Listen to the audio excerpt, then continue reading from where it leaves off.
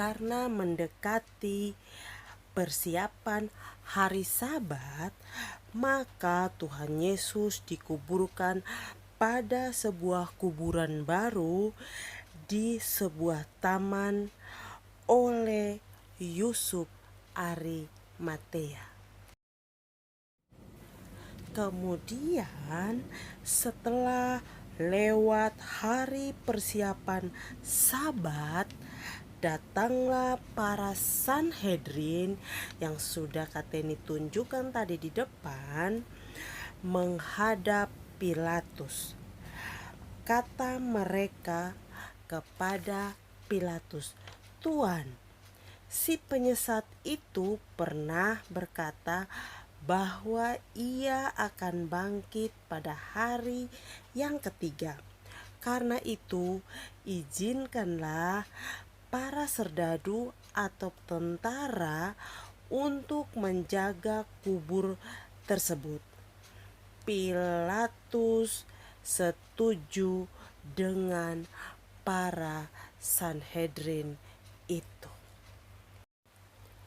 Kemudian Pilatus mengizinkan para penjaga untuk berjaga-jaga di depan pintu kuburan Yesus. Bahkan dalam bacaan kitab Injil yang lain diceritakan bahwa batu penutup kuburan Yesus Kristus itu dijaga dan juga dimateraikan dengan cap penguasa saat itu.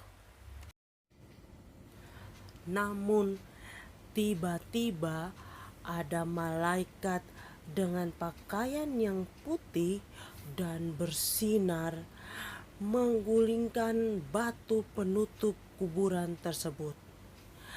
Terjadilah gempa bumi dan betapa terkejutnya para penjaga dan pengawal yang sedang berjaga-jaga tempat itu dan menyaksikan kejadian tersebut.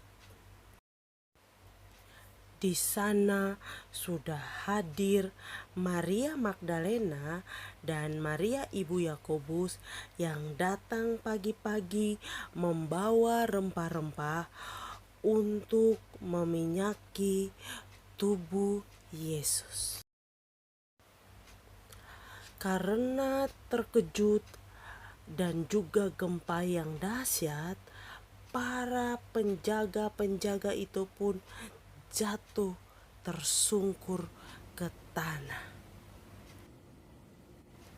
Adik-adik, dan malaikat itu berkata kepada Maria Magdalena dan beberapa perempuan yang hadir di tempat itu saat itu bahwa jangan takut, sebab aku tahu kamu mencari Yesus Kristus orang Nazaret itu.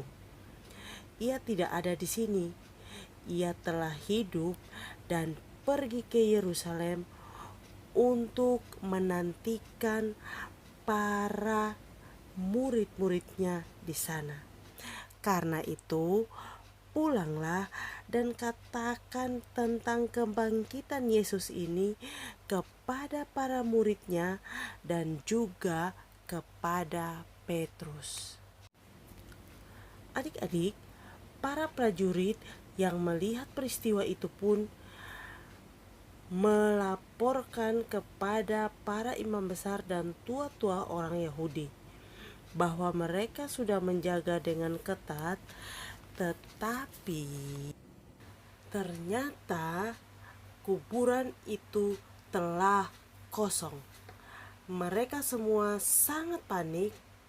Kok bisa kuburan yang dijaga dengan ketat itu bisa kosong? Para penjaga yang akan pulang itu, mereka dipanggil kembali oleh imam-imam kepala dan tua-tua orang Yahudi yang sangat ketakutan ketika mendengar berita kebangkitan Yesus Kristus akan menjadi viral. Tentu saja mereka tidak mau orang banyak menjadi percaya kepada Yesus Kristus. Maka adik-adik para Sanhedrin yang duduk di mahkamah agama itu menahan para prajurit dan memberikan sejumlah uang supaya mereka tidak menceritakan peristiwa kebangkitan Yesus Kristus kepada banyak orang. Para imam atau orang-orang Sanhedrin itu yang duduk di mahkamah agama juga memberikan perintah supaya tidak mengatakan bahwa Yesus sudah bangkit, tetapi mereka harus mengatakan kepada orang-orang apabila bertanya bahwa mayat Yesus sudah diambil atau sudah dicuri oleh murid-muridnya. Dan adik-adik perlu ketahui bahwa sampai hari ini masih banyak orang yang tidak percaya kepada peristiwa kebangkitan Yesus Kristus.